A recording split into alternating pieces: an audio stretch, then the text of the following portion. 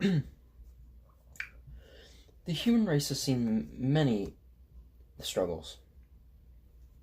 There have been many questions throughout mankind, and Sapiens, a brief history of humankind, has come to answer some of those. Here's why you should read Yuval Harari's Sapiens, a brief history of humankind. Firstly, Yuval Harari is a credible author. Secondly, my second reason is that Sapiens, a brief history of humankind, raises questions for you about the human race. And lastly, it piques interesting things about the human race and what we've done over the past years, and even different races before that. My first reason you should read Sapiens, a brief history of humankind, is that Yuval Harari is a credible author. This is because he's a professor in the Department of History at Hebrew University in Jerusalem, which is a well-known, prestigious university. And even Obama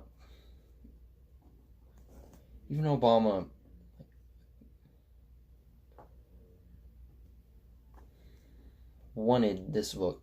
He endorsed this book as well. Here's what Obama had to say about the book.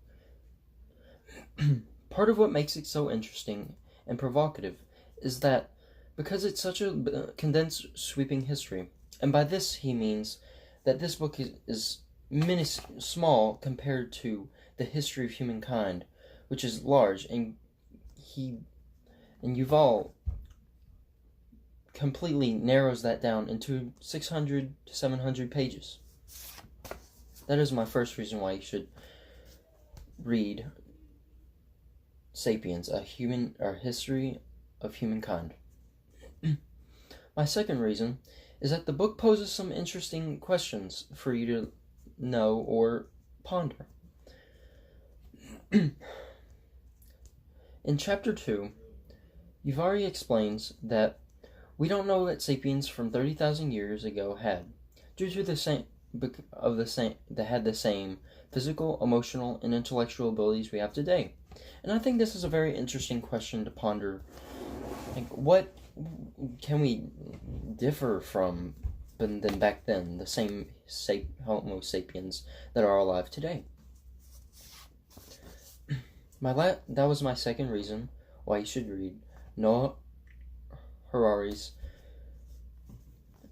Sapiens, a brief history of humankind.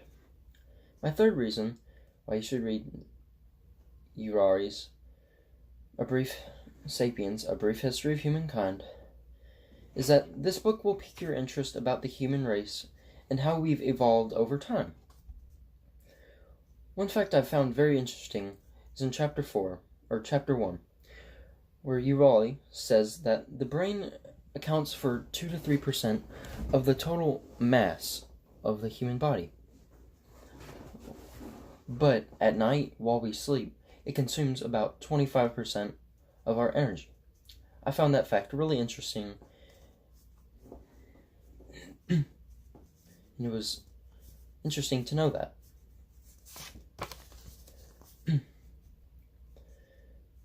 Therefore, these were my reasons why you should read Noah Harari's Sapiens, a brief history of humankind.